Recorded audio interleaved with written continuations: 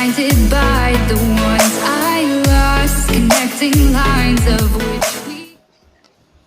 Hello, magandang umaga guys. Ngayon i-share ko naman sa inyo kung paano ba magkaroon ng Mobile Legends Unity version sa inyong phone. At malagyan to nung all-in-one pack part. Kung ikaw ay hindi naka-Unity version, at ang gamit mong launcher mismo ay yung original launcher ng Mobile Legends, which is mismo yung version niya, pwede mo pa rin magamit to, pwede mo pa rin may apply yung mga booster na nakalagay doon mismo sa loob ng folder na i-share ko sa inyo. Punta muna kayo sa yung Play Store. Sa Play Store nyo guys, i-turn off nyo yung auto updates.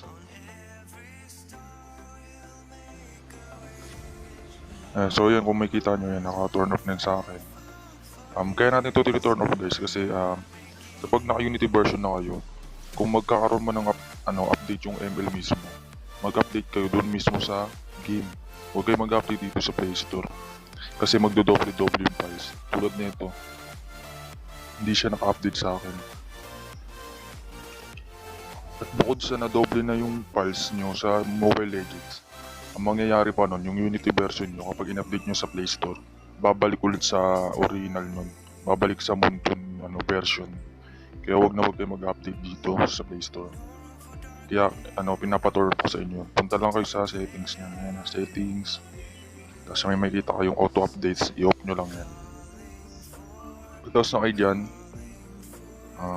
Punta na kayo sa downloads nyo.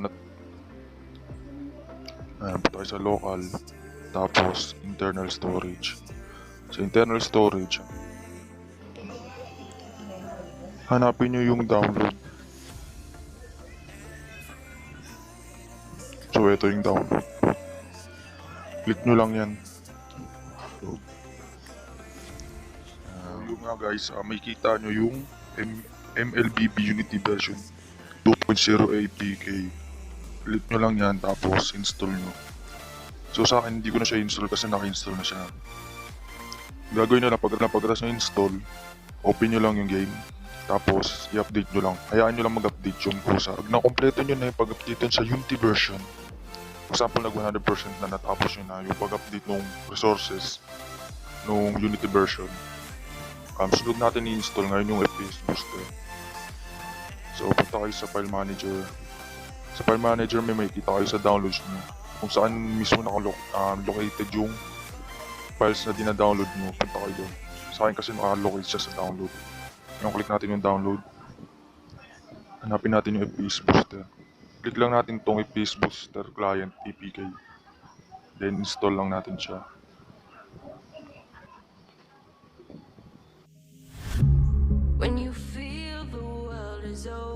Install na siya guys. Swipe nyo lang yan. Swipe. Tapos click nyo tong kulay blue. Pagkatapos nyo dyan, click nyo to. Itong blue ulit. Then punta kayo dito sa parang square.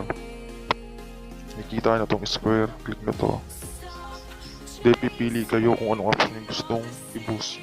Piliin natin yung Mobile Legends bang. Tapos ngayon, pupangalanan natin siya. Pagta natin pangalan. Let's say Mobile X Legend. Check na tong logo guys. Ito. Check nyo dyan guys. Click nyo tong blue na to.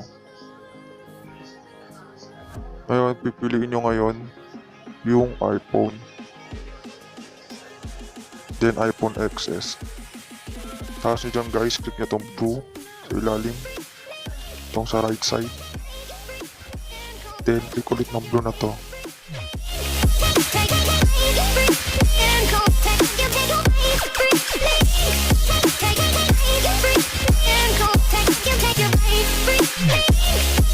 Nag 100% na yan.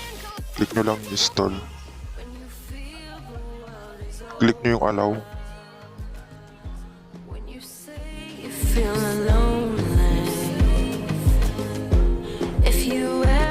Ngayon kapag natapos na natin, click na natin yung done. Punta na tayo ngayon.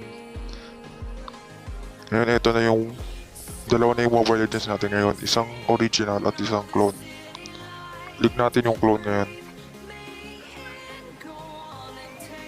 Huwag nyo intindihin yung force stop na yan. Nagpo-force stop talaga yan. Click nyo lang paulit-ulit. Yan, hanggang sa gumana.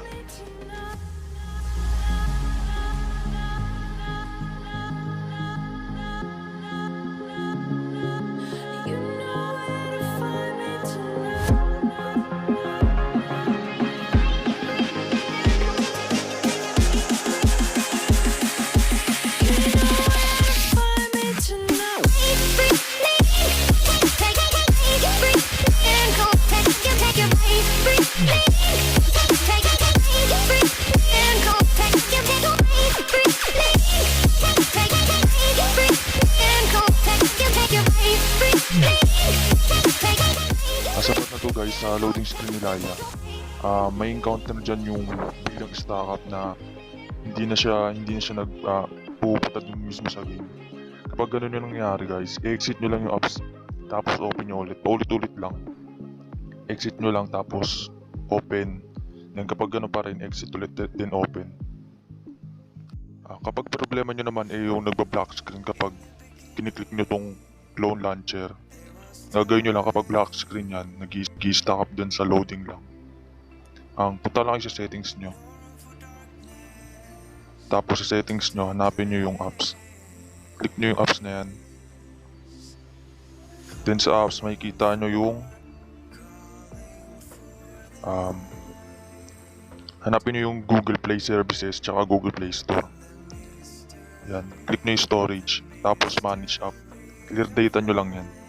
Pagka clear data nyo dyan, ganun din gawin nyo sa Google Play Store. Ganun din yan. Click nyo yung storage. Then, clear data nyo lang. Pag natapos na yan, try nyo ulit i-open apps. Try nyo ulit kung gagana. Ito din yung gagawin nyo guys kapag yung app na installed nyo sa phone nyo is hindi gumagana. Halimbawa lumalabas, app is not installed. Ang gawin nyo lang, clear data nyo lang yung Google Play Store tsaka yung Google Play Services. Kapag gusto nyo guys na i-login yung main account nyo doon sa clone app dito sa ginawa nyong clone app, kailangan na yung mismong Muntun account nyo yung ilalagin nyo dyan. Hindi pwede kasi yung Facebook or kaya yung Google Play nyo. Ngayon kapag nalagin nyo na yun, sunod naman natin ngayon gagawin ay ilalagay natin or i-apply natin yung mga booster na meron tayo dun sa folder dun sa all-in-one pack part 2. Click nyo lang to sa archiver. Then, punta kayo sa downloads. Kung na-download nyo na, nasa description mismo yung link. Then, hanapin nyo yung all-in-one booster.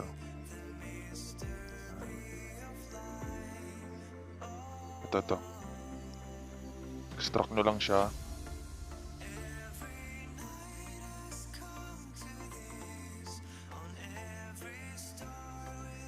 Ngayon, ito na lumabas ngayon yung all-in-one pack part 2. Ito yung laman yan. Server share. Ngayon, ang gagawin nyo lang, click nyo lang to. Tapos copy nyo. Pagka-copy nyo, punta kayo dito sa device memory. Then, hanapin nyo yung Android. Tapos data.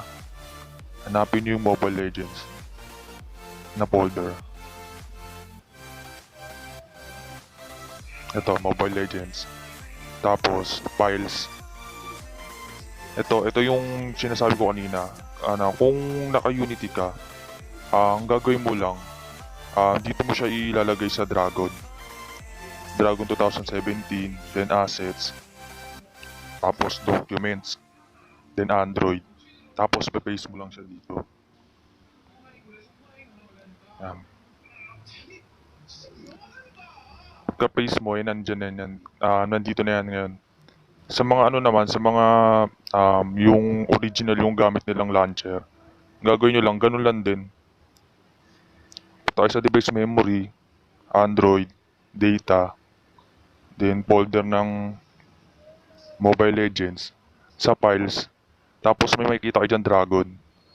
Kapag Dragon 2017, ibig sabihin Unity yung gamit mo niyan. Huwag mo dun ipipaste kung original yung gamit mo. Kapag naman yung original gamit mo, doon ka sa Dragon. Pagka-click mo ng Dragon, may makikita ka rin din, may makikita ka din na assets. Click mo yung assets, then documents, Android, then paste mo din dyan. Katulad din nung sa Unity.